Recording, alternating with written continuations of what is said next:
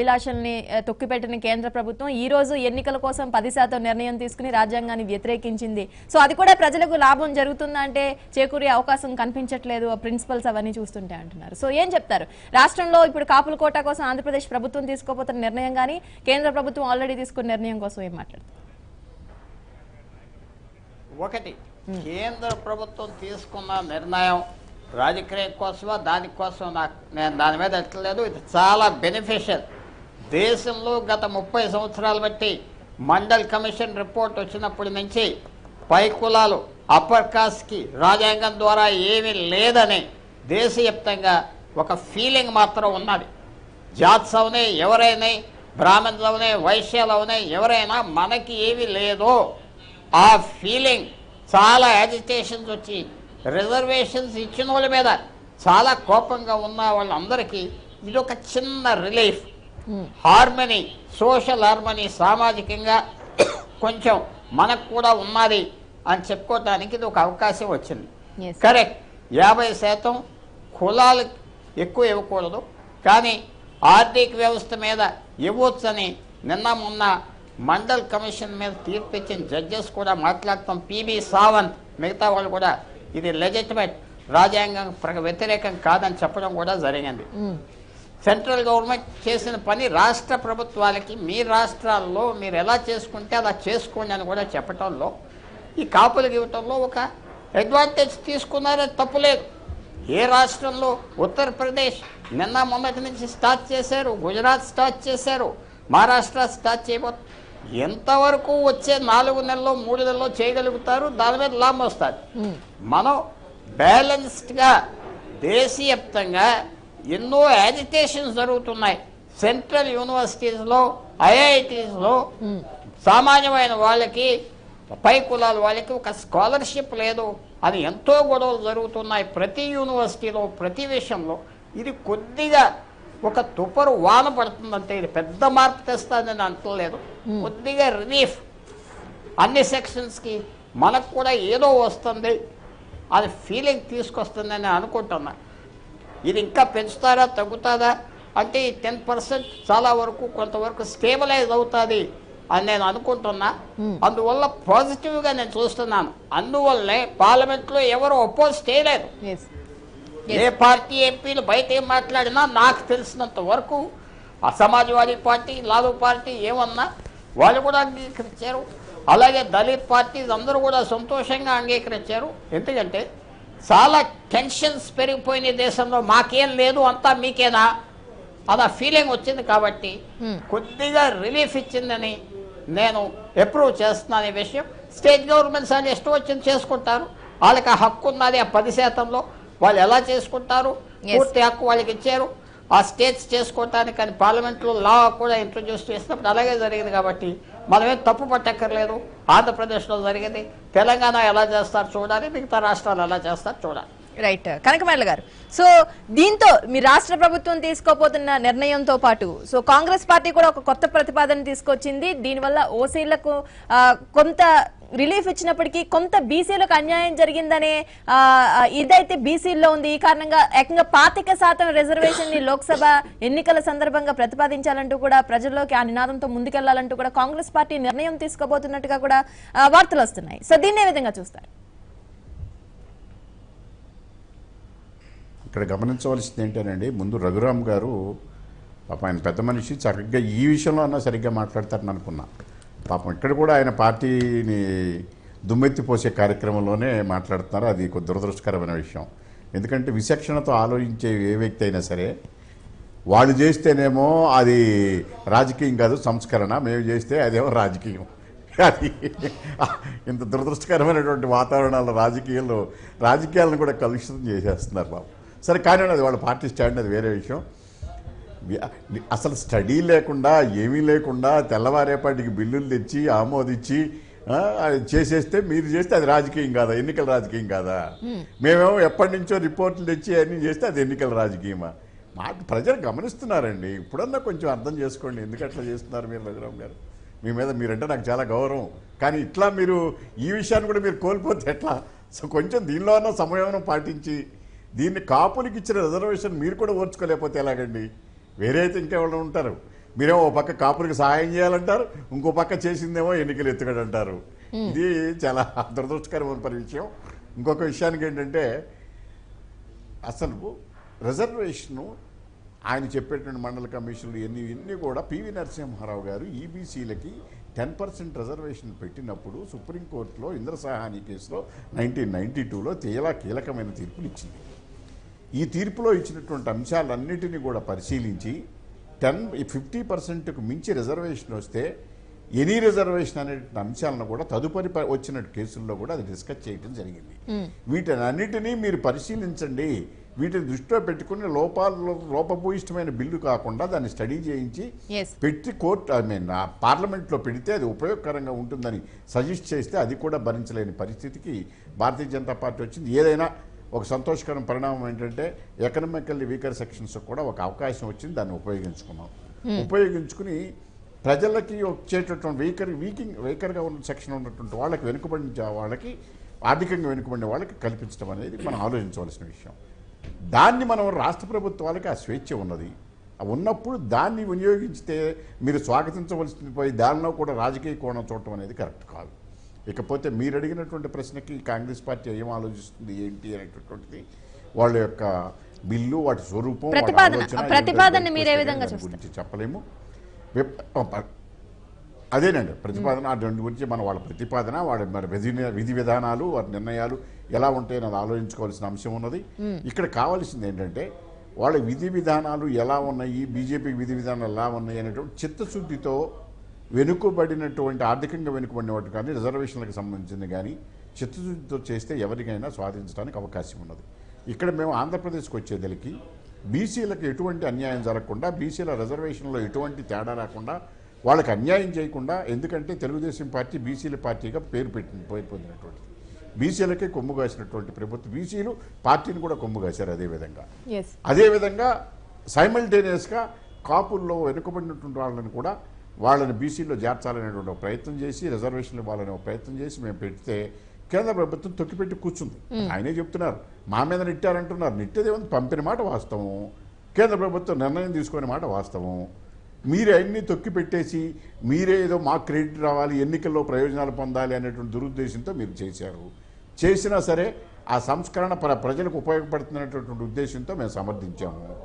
అందులో ఉన్న లోపాలను ఎత్తి చూపించాము, దాన్ని సరి చేసుకుని అమలు చేసేటప్పుడైనా దానికి చేయాలని చెప్పి చూసాము.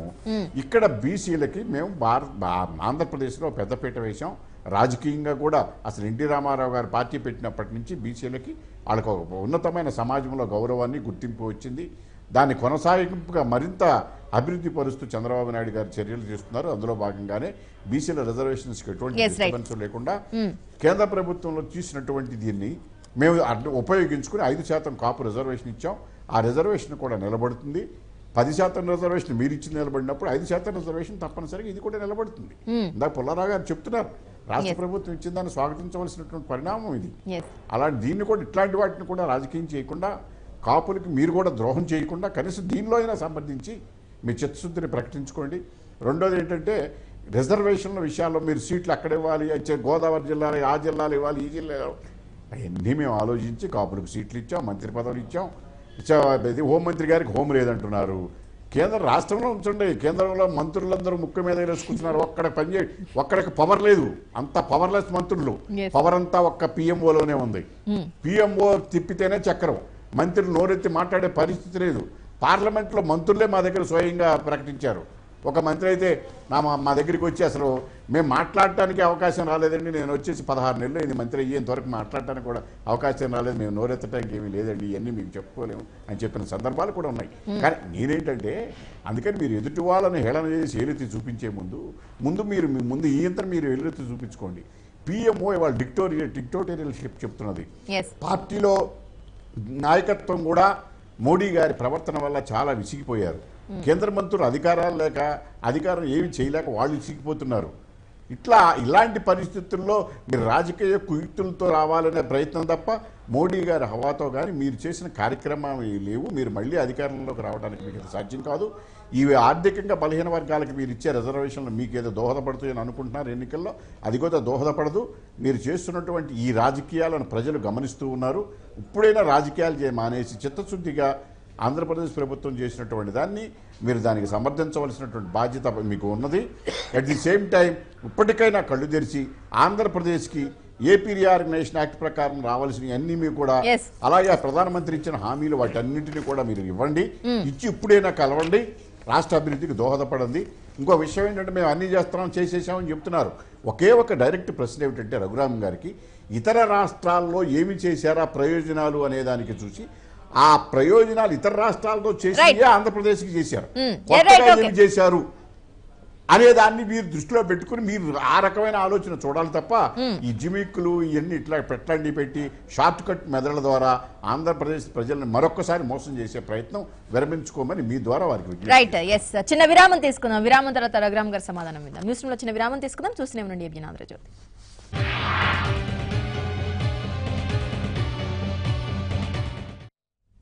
న్యూస్ రూమ్ కి తిరిగి స్వాగతం.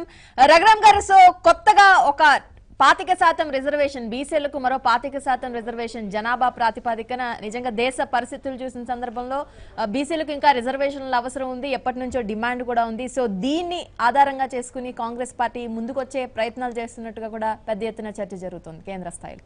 సో బీజేపీ ఏం చెప్తుంది? ఎన్నికల రద్దు కోసము ఏ విధంగా ఎన్నికల రద్దు పొందాలనేది కాంగ్రెస్కి వెనతో పెట్టిన విద్య. కాబట్టి ఇలాంటి ట్రిక్కులు, జమక్కులు, ట్రిక్కులు, ఎన్నో టక్కుటమారా విద్యలన్నీ చేస్తారు వాళ్ళు ఎన్నికల కోసం, ఓట్ల కోసం. అది పక్కన పెడితే ఇన్నేళ్లగా పరిపాలించి ఒక్క 140 కులాలు ఆంధ్రప్రదేశ్లోని బీసీలు ఉన్నాయి. ఉమ్మడి ఆంధ్రప్రదేశ్లో బీసీ కులాలు ఉన్నాయి. ఎవరికైనా రద్దు చేకూర్చారా అండి? ఇన్నేళ్లగా చెయ్యింది ఇప్పుడేదో 25% ఇచ్చి చేస్తాననుకుంటేది ఇది మోసపూరిత వాగ్దానం. దీనివల్ల నిజంగా లబ్ధి అయితే చేకూరదు. ఇంకొకటి, తెలుగుదేశం పార్టీ కనకమండల గారు చెప్తున్నారు, కరెక్టే చెప్పారు, వాస్తవం చెప్పారు. ఒక విషయంలో బీసీలంతా కూడా అనేక కులాలు, ఉపకులాలు చాలా మంది ఎన్టీ రామారావు గారు వచ్చిన తర్వాత నిజమైన రాముడు దేవుడు ఈయన వల్ల లబ్ధి చేకూరుతుందని కాంగ్రెస్ పార్టీని మన పక్కన పెట్టి తెలుగుదేశాన్ని గెలిపించారు. ఆయన కూడా చాలా మందికి రాజకీయంగా కూడా మన లబ్ధి చేకూర్చారు, నో డౌట్. దాంట్లో చాలా మంది వచ్చారు బయటకి, జరిగింది. తర్వాత ఆయనతో పాటే భూస్థాపితం అయిపోయింది ఏంటంటే నిజమైన ఏదో విధంగా కాపులకు అన్యాయం జరిగిందో బీసీలకు కూడా తెలుగుదేశం ప్రభుత్వం కేవలం వాటి ఓట్ల బ్యాంకుగానే, ఇప్పుడు ఇవాళ కాపులు ఓటు బ్యాంక్ వాళ్ళకి, ఎందుకంటే బీసీలు అలాగా ఉన్నారు కదా, మనకి వాళ్ళు వేస్తారులే ఓటు, కాపులు కూడా లాక్కుంటే సరిపోద్ది అనే వాతావరణం తప్పించి, ఇప్పుడు బీసీలో 130-140 కులాలు ఉంటాయండి. యనమల రామకృష్ణుడు గారి వియ్యంకుడు, ఆయన తమ్ముడు బీసీలకి. అదేవిధంగా ఎర్రనాయుడు గారు చనిపోయి పాపం పైలోకాల్లో పుణ్యకాలంలో ఉన్నారు, కానీ ఆయన తమ్ముడు, ఆయన కొడుకు, లేకపోతే ఆయన చుట్టాలు పట్టాలు, లేదా అక్కడ కేఈ కృష్ణమూర్తి గారు తమ్ముడు, బామ్మర్ది వీళ్ళండి బీసీలంటే. నిజంగా అంటే వీళ్ళు 60 ఏళ్ళ నుంచి 40 ఏళ్ళ నుంచి 30 ఏళ్ళ నుంచి లబ్ధి పొందుతూనే ఉన్నారు కదా. అసలుగా అనేక ఉపకులాలు, అనేక కులాలు ఉంటే ఎవరికైనా నిజంగా లబ్ధి చేకూర్చిన కులం ఒకటి ఉందా అండి తెలుగుదేశం ప్రభుత్వంలో? బీసీలు ఓటు బ్యాంకు బాగా చెప్పుకునే తెలుగుదేశం వారికి ద్రోహం చేసింది, తీరని అన్యాయం చేసింది. అదేవిధంగా ఇవాళ కాపులు ఓటు బ్యాంకు వాడుకోవాలా, కాపుల మధ్యన బీసీల మీద చిచ్చు పెడితే తెలుగుదేశం కాపులలో కొంతమంది ఉన్నారుగా పాపం, బోండా ఉమ్మగారు, అతను మన విజయవాడలో అతను, తర్వాత ఈస్ట్ గోదావరిలో చిన్న రాజప్ప గారు, తోట నరసింహం, ఇలా కొంతమంది పాపం మంచాళ్ళు, వీళ్ళంతా అమాయకులు, వీళ్ళ మాత్రం మనతో ఉంటారులే, ఓటు బ్యాంకు చీల్చొచ్చు, కాపులు చీల్చుకోవచ్చు, జనసేనాని పక్కన గంటచ్చు అనే ఉద్దేశంతో ఈ 5% అమాంతంగా పట్టుకొచ్చి పెట్టారు. కానీ ఇదైతే కాపులకి ద్రోహం చేసినట్టే, లాభం చేకూరదు అనేది గమనించాల్సిన అవసరం ఉంది. కాంగ్రెస్ వాళ్ళు నష్టపోయారు, తెలుగుదేశం 20 సంవత్సరాల పరిపాలన నష్టపోయారు. మరి వాళ్ళని పట్టించుకునేది ఎవరు? ఒక్క బీజేపీ మాత్రమే. ఇవాళ దేశంలో ఒక బీసీని ప్రధానమంత్రిగా చేసి మేము చెప్పుకోవట్లా, ఎందుకంటే నరేంద్ర మోడీ ఎంత మందికి ఇవాళ ఆదర్శంగా ఉన్నాడు, ఎంత మందికి ఆదర్శంగా ఉన్నాడు, దేశవ్యాప్తంగా ఆదర్శంగా ఉన్నాడు. వాళ్ళు ఒక మచ్చలన్నీ ఆల్రెడీ మీరు తీసుకున్న రిజర్వేషన్ల నిర్ణయం సుప్రీం కోర్టు వరకు వెళ్ళింది. హైకోర్టు మాజీ జస్టిస్ ఈశ్వరయ్య గారు కూడా ఇప్పటికే సుప్రీం కోర్టులో పిటిషన్ వేశారు. ఇది రాజ్యాంగ స్ఫూర్తికి, భారతదేశ రాజ్యాంగ స్ఫూర్తికి వ్యతిరేకం అంటూ కూడా. సో మీరు ఇప్పటికే చెప్తున్నారు, మీరు క్లారిఫికేషన్ ఇచ్చే ప్రయత్నం చేస్తున్నారు, ఇది మతాలకు కులాలకు సంబంధించిన రిజర్వేషన్ కాదు కాబట్టి యాక్సెప్టెన్స్ ఉంటుందని. కానీ సో ఇప్పుడు అటువంటి పరిస్థితులు నిజంగా కనిపిస్తున్నాయా? నెంబరింగ్ ముఖ్యమైనప్పుడు మీరు ఒక సీలింగ్ ని తీసి పక్కన పెట్టినప్పుడు, తీసిన సందర్భంలో మొత్తంగా ఓవరాల్ గా రిజర్వేషన్స్ డైల్యూట్ అయ్యే అవకాశం కనిపిస్తోంది. ఈ కారణంగా కోర్టుల్లో నిలబడలేని పరిస్థితులు వస్తే అప్పుడు ఏం చేస్తారు? అప్పుడు మీరు కూడా ఇది రాజకీయంగా ఉత్తర భారతదేశంలోని కొన్ని రాష్ట్రాలను దృష్టిలో పెట్టి తీసుకున్న నిర్ణయంగానే ప్రజలు చూసే అవకాశం ఉంది కదా? కాదండి, ఇప్పుడు ఓవరాల్గా దేశ పరిస్థితుల్లో అర్థం చేసుకుని దేశంలో ఉన్నటువంటి పరిస్థితులకి ప్రభావం అనుకూలంగా ఈ నిర్ణయం తీసుకోవడం ఏ ప్రాతిపదికన? అన్ని సో పార్టీలు దానికి ఒక సైంటిఫిక్ స్టడీ అనేది లేదనేది విపక్షాల మాట. మీ సైంటిఫిక్ స్టడీ లేని కారణంగానే ఇవి కోర్టులో నిలబడలేవని వాదిస్తున్నాయి విపక్షాలు. నేను అంటానండి, ఇప్పుడు మనం అనుకుంటున్నాం ఏ ప్రాతిపదిక కాంగ్రెస్ పార్టీ ఇప్పుడు అంటున్నాడు మన రెడ్డి తమ్ముడు, మనం అనుకుంటున్నాం. అసలు పార్లమెంట్ లో చర్చ జరిగినప్పుడు కనకమేడల గారు కూడా ఉన్నారు దాంట్లో చర్చల్లో, అందరూ అన్ని పార్టీలు ఏకంగా సమర్థించినాయి కదా. అందరూ కాదు వద్దు కుదరదు అని ఒక్క పార్టీ చెప్పిందంటే, ఒక్క పార్టీ చెప్పరా, అందరూ మూకమ్మడిగా సంతకాలు పెట్టి చప్పట్లు కొట్టి దీన్ని పాస్ చేశారా లేదా అక్కడ డిస్కస్ చేయాలా, అక్కడ చెప్పాలా. చట్టసభలో చట్టం జరిగేటప్పుడు చెప్తే అది ఏమన్నా విలువ ఉంటుంది. ఇవాళ చర్చల్లో మనం చెప్పుకుంటే ఉపయోగం లేదు. మీరు పెట్టిన ప్రాతిపాదికలను కూడా చర్చించడం జరిగింది, కానీ వాటి కోసం పెద్ద ఎత్తున ఇక్కడ చర్చ జరిగే అవకాశం లేదు. మీరు చెప్పిన 8 లక్షల సింగిల్ కోసం వాటి కోసం కూడా పెద్ద ఎత్తున లోక్సభలో మెంబర్స్ అందరూ మాట్లాడడం జరిగింది. కానీ అంత సమయం ఉందా నిజంగా ప్రతిపక్షాలకు వాటి అన్నిటి కోసం చర్చించి మాట్లాడే అవకాశం? ఒక డే అంతా చర్చ జరిపారండి, తర్వాత పాస్ అయింది. అదే అన్నాను, మీరు మాట్లాడారు, మీరు ఉన్నారు, మీరు ఒక్క నిమిషం జీవిరెడ్డి గారు. ఇప్పుడు బీజేపీ వాళ్ళది ఒకటి గందరగోళం కనపడుతుంది, 2 ద్వంద్వనీతి కనపడుతుంది. ఇప్పుడు మేము ఓబీసీలకి పెంచుతామంటేనేమో రాజకీయం అంటున్నారు, మేము ప్రతిపాదన తీసుకొస్తాం, దాని మీద స్టడీ చేసి ఒక ఏదైనా ఉంటే పాజిబిలిటీ చేస్తామంటున్నాం. రాత్రికి రాత్రి రాజ్యాంగాన్ని సవరించి 50% మారినప్పుడు మీకు పాజిబిలిటీ ఏంది, మాకెందుకు పాజిబిలిటీ కాదు? ఇక దాటారు, గట్టు దాటకూడదు.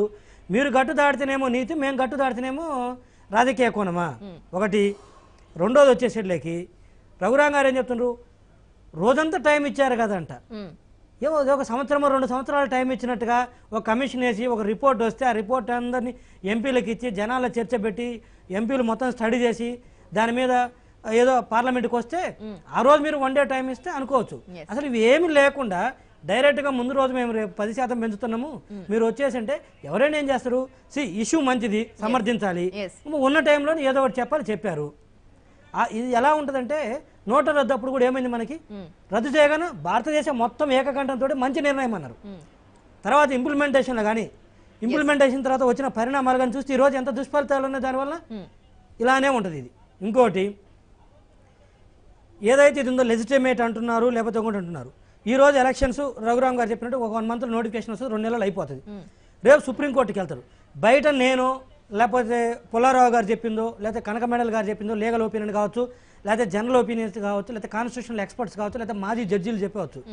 కానీ రేపు సుప్రీంకోర్టుకి వెళ్ళి కాన్స్టిట్యూషనల్ బెంచ్కి వెళ్ళినప్పుడు అది 5 members 7 members బెంచ్ కూర్చున్నప్పుడు అక్కడ ఆర్గ్యుమెంట్స్ నడిచినప్పుడు వాళ్ళు ఇది against spirit of the constitution basic స్ట్రక్చర్కి ఎగనెస్ట్గా నడిచిందానికైనా రేపు ఎగనెస్ట్గా తీర్పు వస్తే ఏమవుతుంది? వీళ్ళ ఎన్నికల్లో లబ్ధి పొందుతారు, తర్వాత మళ్ళీ రివర్స్ అవుతుంది. అంటే దాని అర్థం ఏంటిది?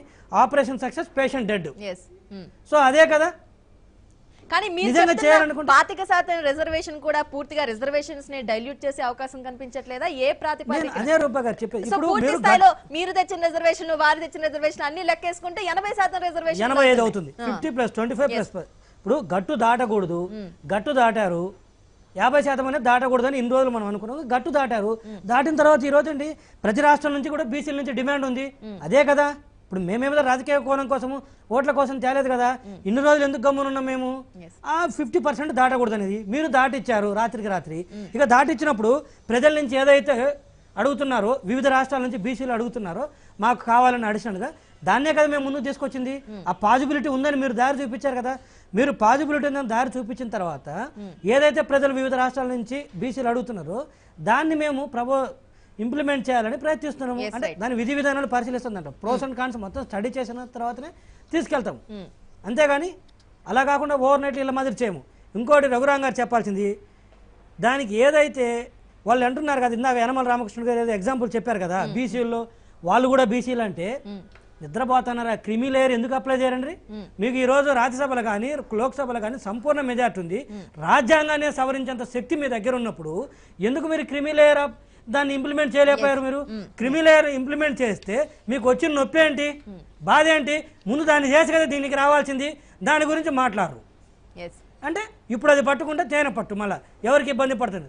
క్రిమి లేయర్ గురించి మాట్లాడరు. 10% రిజర్వేషన్స్ ఇది నిలుస్తుందో లేదో తెలియదు. కానీ పుల్లారావు గారి దగ్గర నుంచి మాలాంటి వాళ్ళ దగ్గర కూడా ఎందుకంటే బాగుంది కాబట్టి బాగుంది అనాలి, బాగలేని పరిస్థితి కానీ ఆపరేషన్ సక్సెస్ పేషెంట్ డెడ్ అవుతుంది. అది ఎలక్షన్స్ అయిపోతాయి, వీళ్ళు బయటపడతారు, తర్వాత మిగతా వాళ్ళకి ఏముండదు.